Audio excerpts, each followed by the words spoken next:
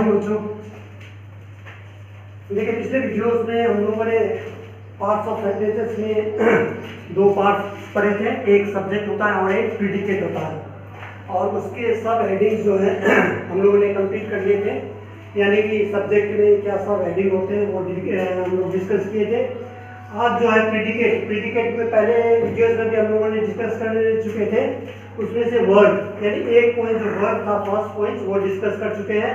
Now today we will discuss about the sub headings of predicate. As you know that already I taught you about the predicate होता क्या है, is it? So today we will discuss about the parts of और sub headings of predicate. So there are 2, 3, 4 and 5. Okay. First one we did in last videos. Now today we will do this one. So first indirect object. Now before we discuss about the indirect objects, we must know about the object. Object किसे कहते हैं? तो देखिए बच्चों, किसी भी sentence में अगर सब्जेक्ट का एक्शन रिसीव करने का काम कोई शब्द करता है तो उसे हम क्या कहते हैं? ऑब्जेक्ट कहते हैं।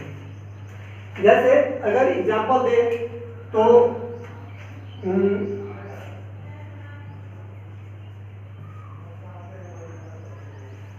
Ram teaches you English. Ram teaches you English. अब देखिए ये एग्जांपल है कि नहीं? ये जो है हम इनडायरेक्ट यानी कि ऑब्जेक्ट के विषय में समझा रहे हैं। Ram teaches you English. इसमें देखिए राम जो है वो क्या है? सॉरी सब्जेक्ट है, टीचेस जो है वर्ब है, और इंग्लिश जो है ये क्या है? ऑब्जेक्ट है। क्या है? ऑब्जेक्ट है। क्यों? क्योंकि यहाँ राम यानी सब्जेक्ट का एक्शन रिसीव किया जा रहा है। राम क्या पढ़ा रहा है? Ram teaches you English. कौन सा सब्जेक्ट पढ़ा रहा है? इंग्लिश पढ़ा रहा है। तो यहाँ देखिए जो शब्द क्या करते हैं? रिसीवर, एक्शन रिसीव करते हैं किसका? सब्जेक्ट का। यानी ये सब्जेक्ट है, इसका एक्शन जो है यहाँ इंग्लिश जो है वो रिसीव कर रहे हैं, ओके, एक्शन रिसीव कर रहे हैं। इसीलिए इस शब्द को हम क्या कहेंगे? ऑब्जेक्ट कहेंगे। इज इट क्लियर ना? कोई भी सेंटेंस हो उसी तरह से अगर हम कहेंगे he has a pen, okay, he has a pen। अब यहाँ सब्जेक्ट ही जो हो गया सब्जेक्ट हो गया क्योंकि ये प्रोनाउन है। हैज तो याद है आप लोगों को, ये हेल्पिंग वर्ब है, और ये पेन जो है यहाँ क्या हो गया? ऑब्जेक्ट हो गया। ओके, तो यहाँ एक्शन यानी सब्जेक्ट का एक्शन रिसीव किया, ही है, उसके पास क्या है? पेन है। तो यहाँ एक्शन जो है कौन रिसीव कर रहा है? पेन। तो इसी तरह से कोई किसी भी सेंटेंस में अगर सब्जेक्ट का एक्शन कोई रिसीव करता है, कोई भी वर्ड, उसे हम ऑब्जेक्ट कहते हैं। तो ऑब्जेक्ट जो है दो प्रकार के होते हैं, और एक बात ध्यान दीजिएगा, ऑब्जेक्ट जो होता है वो हमेशा क्या होता है? नाउन या प्रोनाउन होता है। क्या होता है? नाउन या प्रोनाउन होता है। ये बात आप लोग ध्यान में रखिएगा कि जब भी कोई ऑब्जेक्ट हो वो नाउन या प्रोनाउन ही होगा तो ही ऑब्जेक्ट कहलाएगा। अदरवाइज कोई भी वर्ड आ जाए उसके अलावा यानी नाउन या प्रोनाउन के अलावा कोई भी वर्ड आ जाए तो उसे हम ऑब्जेक्ट नहीं कहेंगे। Is it clear? Okay, now let's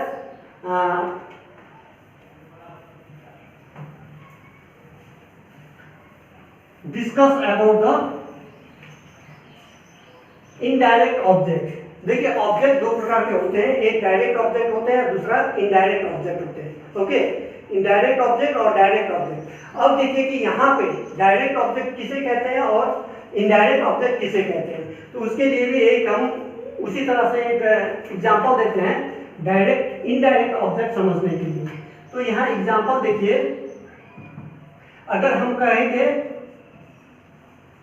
Ram teaches you English. Ram teaches you English. तो यहां देखिए राम सब्जेक्ट हो गया, टीचेस जो है वो क्या है? वर्ब है, और ये इंग्लिश जो है वो क्या है? कंप्लीमेंट है उसको। ओके, अब यहाँ यू, राम टीचेस यू। तो यहाँ देखिए अगर कोई भी सेंटेंस में अगर वर्ब पे ये whom या who से प्रश्न किया जाए, ओके, किसी भी सेंटेंस में अगर कोई भी प्रश्न किया जाए किससे, whom और who से, किसको, वर्ब को, तो उसका अगर आंसर आपको मिलता है तो उसे हम इनडायरेक्ट ऑब्जेक्ट कहेंगे, ओके। जैसे अगर हम कहेंगे who teaches English, who teaches English, तो Ram teaches you English, isn't it? तो अब यहाँ देखिए who teaches you English, Ram teaches you English, तो यहाँ किसको, you जो हो गया वो क्या हो गया, इनडायरेक्ट ऑब्जेक्ट। कौन पढ़ा रहा है आपको, राम, तो राम teaches you English, तो ये you जो हो गया वो क्या है आपका इनडायरेक्ट ऑब्जेक्ट,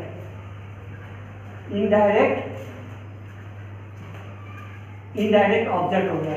कभी भी अगर कोई भी whom या who से वर्ब पे प्रश्न कीजिए, who teaches you English, तो राम teaches you English, कौन, you, तो यहाँ इनडायरेक्ट ऑब्जेक्ट क्या हो गया, you हो गया।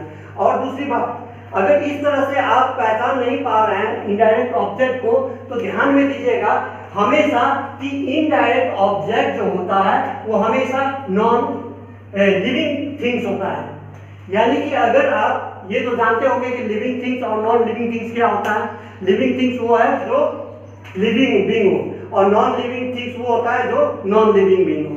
तो अगर हम यहाँ पे लिविंग बीइंग, जैसे प्रोनाउन ज्यादातर हम लोग यहाँ इनडायरेक्ट ऑब्जेक्ट में यूज करते हैं, जैसे यू, मी, एटसेट्रा, तो वो जो है जहाँ पे लिविंग थिंग्स आ जाए, ओके, यानी मनुष्य के लिए प्रयोग होने वाले शब्द अगर आ जाए, जो भी लिविंग बीइंग्स हो, वहां पे वो शब्द अगर आ जाता है तो हम उसे इनडायरेक्ट ऑब्जेक्ट कहेंगे। Is it clear?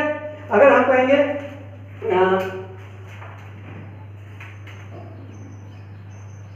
he is playing with me, अब देखिए यहाँ एक और सेंटेंस दे रहे हैं, he is playing with me, तो ये सब्जेक्ट हो गया, ये वर्ब हो गया। अब with me, तो यहाँ me जो है ये ऑब्जेक्ट हो गया, तो यहाँ me का प्रयोग किया गया, यानी वो मेरे साथ खेल रहा। तो अब यहाँ जो है me जो है ये ऑब्जेक्ट हो गया, ऑब्जेक्ट तो हो गया, लेकिन कौन सा ऑब्जेक्ट हुआ, इनडायरेक्ट। तो यहाँ देखिए इनडायरेक्ट ऑब्जेक्ट हो गया। तो अब यहाँ मी का प्रयोग किया गया, इसका मतलब ये होता है कि मी जो है वो लिविंग बीइंग्स है, ओके, लिविंग थिंग्स। तो जितने भी लिविंग थिंग्स अगर ऑब्जेक्ट के रूप में काम कर रहा हो तो उसे हम क्या कहेंगे, indirect object. Is it clear? Now let's come to the next point, that is number 3, direct object. उसी तरह से अब डायरेक्ट ऑब्जेक्ट में क्या होता है वो देखिए।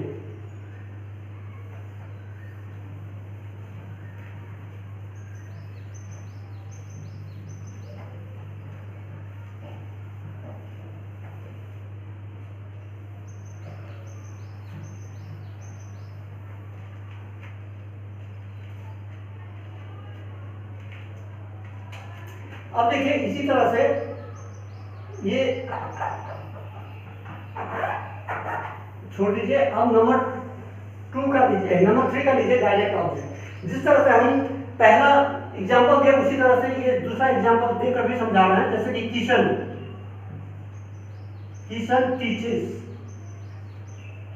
Teaches you English, okay, Kishan teaches you English. अब यहाँ देखिए, यहाँ किशन है, ये सब्जेक्ट है, टीचर्स जो है वर्ब है, और यहाँ इंग्लिश जो है ऑब्जेक्ट है। अब देखिए किशन टीचर्स यू इंग्लिश, यहाँ पे डायरेक्ट ऑब्जेक्ट जानने के लिए आप डायरेक्टली वर्ब पे क्वेश्चन पूछे कि व्हाट, यानी व्हाट किशन टीचेस यू, यानी कि व्हाट किशन टीचेस यू। अब किशन जो है क्या पढ़ाते हैं, तो आप कहेंगे, यहाँ क्वेश्चन आ गया व्हाट किशन टीचेस यू, तो आपका आंसर क्या होगा, किशन टीचेस यू इंग्लिश। तो यहाँ ऑब्जेक्ट आ गया इंग्लिश, तो ये क्या हो गया, डायरेक्ट ऑब्जेक्ट हो गया। क्या हो गया, डायरेक्ट ऑब्जेक्ट हो गया। समझ गया ना, व्हाट यानी कि व्हाट मतलब Kishan, what Kishan teaches you, कौन सा सब्जेक्ट जो है किशन आपको पढ़ाते हैं, तो इसका मतलब ये है कि किशन टीचर्स यू इंग्लिश, यानी कि इंग्लिश जो है वो आपका सब्जेक्ट है और ये क्या हो गया, ऑब्जेक्ट हो गया, और इसे हम डायरेक्ट ऑब्जेक्ट कह सकते हैं। ओके, तो कहीं भी किसी भी सेंटेंस में अगर व्हाट का डायरेक्टली आप क्वेश्चन व्हाट से पूछे वर्ब को, तो जो आंसर आपका मिलता है उस आंसर को हम डायरेक्ट ऑब्जेक्ट कहेंगे। क्या कहेंगे, डायरेक्ट ऑब्जेक्ट कहेंगे। जैसे कि यहाँ इंग्लिश जो है डायरेक्ट ऑब्जेक्ट कहेंगे। क्या कहेंगे, डायरेक्ट ऑब्जेक्ट कहेंगे। जैसे कि यहाँ इंग्लिश जो है डायरेक्ट ऑब्जेक्ट है। अब दूसरी बात क्या है कि अगर आप ऑब्जेक्ट को समझ नहीं पा रहे हैं तो आप लोगों को एक बात हम बताए थे कि सेंटेंस जो हमेशा होता है subject plus verb plus object होता है कि नहीं। तो आप ऑब्जेक्ट पे ध्यान रखिए और दूसरी पर ध्यान ये दीजिए कि ये ऑब्जेक्ट जो है लिविंग थिंग्स है या नॉन लिविंग थिंग्स है। अगर लिविंग थिंग्स है तो वो इनडायरेक्ट ऑब्जेक्ट हो जाता है, अगर नॉन लिविंग थिंग्स है तो वो डायरेक्ट ऑब्जेक्ट हो जाता है। ओके, जैसे कि यहाँ इंग्लिश जो है वो क्या है, डायरेक्ट ऑब्जेक्ट है। तो ये इस पे ध्यान दीजिएगा, हमेशा याद रखिएगा इनडायरेक्ट ऑब्जेक्ट जो है नॉन लिविंग थिंग्स रहता है और इनडायरेक्ट ऑब्जेक्ट जो है लिविंग थिंग्स रहता है और डायरेक्ट ऑब्जेक्ट जो है नॉन लिविंग थिंग्स रहता है। तो इस पे ध्यान दीजिएगा आप लोग हमेशा, तो ये दोनों जो है आपको समझ में आ जाएगा। Is it clear? Now next is complement. Complement किसे कहते हैं उस पे ध्यान दीजिए।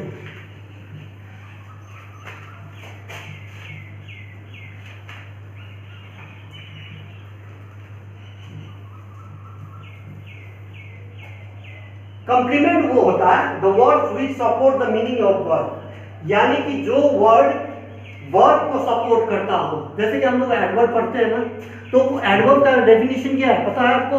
The word which added something to the verb, यानी कि वर्ब को कुछ ऐसे चढ़ा बढ़ा कर कहना जो देखने में अच्छा लगे, तो उस तरह से हम एडवर्ब करते हैं। उसी तरह से कॉम्प्लीमेंट क्या करता है, ये वर्ब का मीनिंग को सपोर्ट करता है। जैसे कि अगर एग्जांपल दे देते हैं, जैसे एग्जांपल देते हैं, अगर हम कहेंगे ही is a farmer, he is a farmer. अब देखिए यहाँ ही इज अ फार्मर दिया है, ये सब्जेक्ट हो गया और ए फार्मर जो है आपका कॉम्प्लीमेंट हो गया। क्या हो गया? कॉम्प्लीमेंट हो गया। क्यों? क्योंकि ये जो वर्ड्स है ये इसको सपोर्ट कर रहा है, यानी हेल्पिंग वर्ब है उसको सपोर्ट कर रहा है। कौन? ये अ फार्मर। तो इस तरह के शब्दों को हम क्या कहेंगे? कॉम्प्लीमेंट कहेंगे। उसी तरह से अगर हम देखें तो ये भी हो सकता है he is a driver, he is a gardener, driver. तो यहाँ देखिए ही इज ए ड्राइवर जो है वो क्या हो गया? कॉम्प्लीमेंट हो गया। ओके, और कॉम्प्लीमेंट जो है, एक बात और बता दें, कॉम्प्लीमेंट जो है वो ऑब्जेक्ट के रूप में काम करता है, यानी कहीं भी सेंटेंस, कोई भी सेंटेंस जो है इनकम्प्लीट हो तो क्या करते हैं? कॉम्प्लीमेंट का प्रयोग करते हैं हम लोग। कॉम्प्लीमेंट का प्रयोग इसलिए करते हैं कि वो सेंटेंस जो है कंप्लीट हो। Is it clear? जैसे कि अगर हम यहाँ कहेंगे ही इज, अगर यहाँ ए फार्मर नहीं दिया जाता तो क्या ये सेंटेंस कंप्लीट होता? नहीं होता। तो इसीलिए यहाँ ही इज, तो वर्ब को क्या किया जा रहा है? सपोर्ट किया जा रहा है। वर्ब को सपोर्ट देने के लिए जो शब्द हम इस्तेमाल करते हैं उसे हम क्या कहते हैं? कॉम्प्लीमेंट कहते हैं। Is it clear? Now next come two point infinitive और जेरंड। इंफिनिटिव क्या होता है और जेरंड क्या होता है वो समझ लीजिए।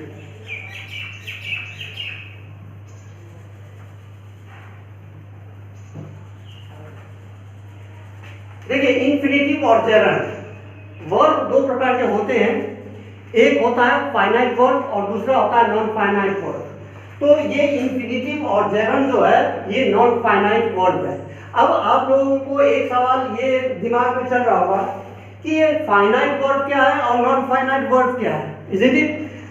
ध्यान दीजिएगा, आप लोग एक बार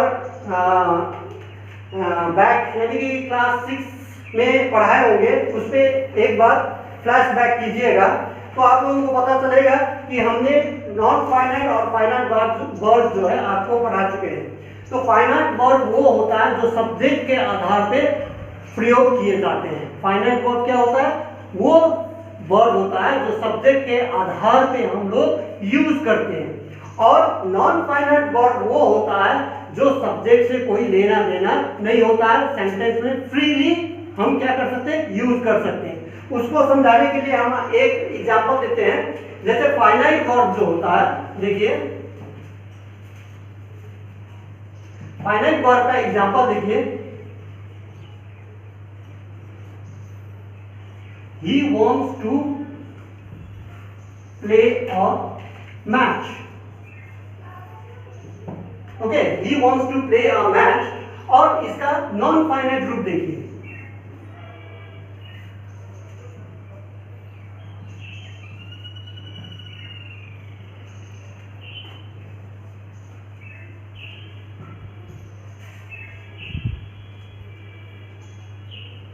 अच्छा इसी में आ जाएगा, इसी में आपको हम समझा देंगे। ओके, नाउ सी हियर, यहां पे दो वर्ब का प्रयोग किया गया, जैसे he wants to play a match, isn't it? he wants to play a match, तो ये wants, ये आपका प्रोनाउन हो गया जो हम सब्जेक्ट कहेंगे, isn't it? अब यहां wants देखिए, wants जो है वो वर्ब है, क्या है, वर्ब है, और ये टू प्ले भी क्या है, वर्ब है, क्या है, वर्ब है।